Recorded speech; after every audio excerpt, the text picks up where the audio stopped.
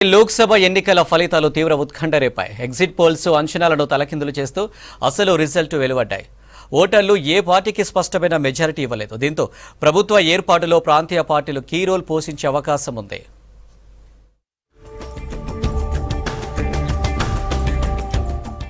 సుదీర్ఘ ఎన్నికల ప్రక్రియ తర్వాత లోక్సభ ఎన్నికల కౌంటింగ్ నువ్వా నేనా అన్నట్లు సాగింది. ప్రజలు ఏ పార్టీకి స్పష్టమైన మెజారిటీ ఇవ్వలేదు.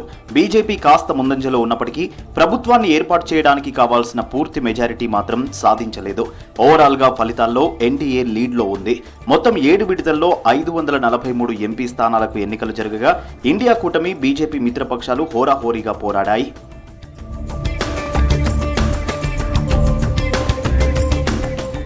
లోక్సభ ఎన్నికల ఫలితాలు ఎగ్జిట్ పోల్స్ ను తలకిందులు చేశాయి. ఓట్ల కౌంటింగ్ ముందు వరకు గెలుపుపై ధీమాతో ఉన్న బీజేపీకి పెద్ద షాక్ తగిలింది.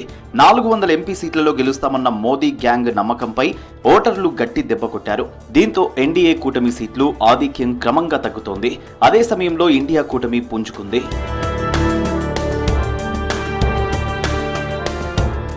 లోక్సభ ఎన్నికల్లో పలువురు ప్రముఖులు విజయం సాధించగా మరికొందరు ఓటమి పాలయ్యారు. ప్రధాని నరేంద్ర మోదీ వారణాసి ఎంపీగా మరోసారి విజయం సాధించారు. కాంగ్రెస్ అగ్రనేత రాహుల్ గాంధీ పోటీ చేసిన 2 స్థానాలు వయనాడ్, రాయ్బరేలీలో గెలిచారు.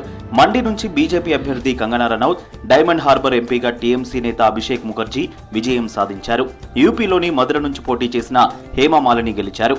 తమిళనాడులో మాజీ గవర్నర్ తమిళిసై, అన్నామలై ఓడిపోయారు. అమేథీలో బీజేపీ అభ్యర్థి కేంద్ర మంత్రి స్మృతి ఇరానీ పరాజయం పాలయ్యారు.